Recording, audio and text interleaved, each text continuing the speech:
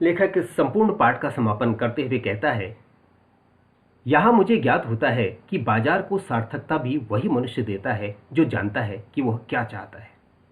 अगर आप बाजार जाते हैं और बाजार से वही चीज़ लाते हैं जिसकी आपको ज़रूरत है, तो आप बाजार को सार्थक कर रहे हैं, बाजार का महत्व बढ़ा रहे हैं आप। और जो नहीं जानते कि वो क्या चाहते हैं और अपनी परचेजिंग पावर यानी कि क्रय शक्ति, हिंदी में इसको क्रय शक्ति कहा जाता है, कि गर्व में अपने पैसे से केवल एक विनाशक शक्ति, जिसको लेखक ने शैतानी शक्ति कहा है, और या दूसरे शब्दों में व्यंग की शक्ति ही बाजार को देते हैं।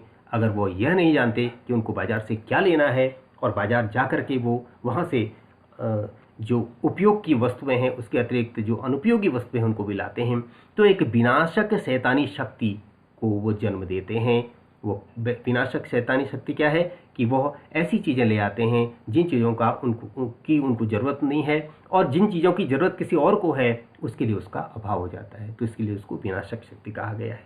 व्यंग की शक्ति क्यों कहा गया है? क्योंकि जब वो व्यक्ति कोई वस्तु अपने घर में लाता है, तो अगर आसपास अड़ोस पड़ोस के पास वह चीज़ नहीं है, तो जो भी उसको देखता है वह कहता है, वो ज़रूर ये मान के चलता, देखो यह मेरे पास नहीं है। वह वस्तु परोक्ष रूप से, सीधे तौर पर तो नहीं, लेकिन उसको परोक्ष रूप से उस पर व्यंग करती है कि देखो तुम्हारे पास यह नहीं है, तुम इससे वंचित हो, इसलिए उसको व्यंग की शक्ति कहा गया है।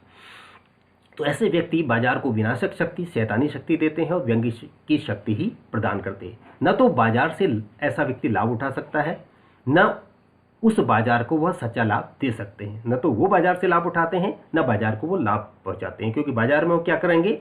कृत्रिम अभाव पैदा करेंगे वस्तुओं का। जो लोग बाजार का, वे लोग ऐसे लोग हैं जो बाजार का बाजारूपन बढ़ाते हैं। ऐसे लोग ही बाजार का बाजारूपन बढ़ाते हैं, जिसका मतलब है कि बाजार में कपट का वातावरण पैदा करते हैं। अभी बताएगा लेखक कि कैसे कपट का वातावरण तैयार करते हैं। कपट की बढ़ती, जहां पर कपट बढ़ता है तो इसका मतलब है कि परस्पर सद्भाव में क्या हो रही है? कमी आ रही है। सद्भाव की घटी, सद्भाव में कमी आ रही है। इस सद्भाव के ह्रास माने कम होने पर आदमी आपस में भाई भाई, सुहृद माने मित्र और पड़ोसी फिर नहीं रह जाते, और आपस में कोरे गाहक माने ग्राहक और बेचक की तरह व्यवहार करते हैं। जब बाजार में बाजारूपन बढ़ता है तो इसका मतलब यह है कि व्यक्ति, जो ग्राहक है, वह बेचक माने बेचने वाले को, दुकानदार को कपट की दृष्टि से देखता है। ये ऐसा सोचता है कि हो सकता है यह मुझसे ज़्यादा पैसा ले रहा है, और जो बेचक है, बेचने वाला है दुकानदार, वह ग्राहक को शक की निगाह से देखता है और कोशिश करता है कि अधिक से अधिक मुनाफा इससे कमाया जाए।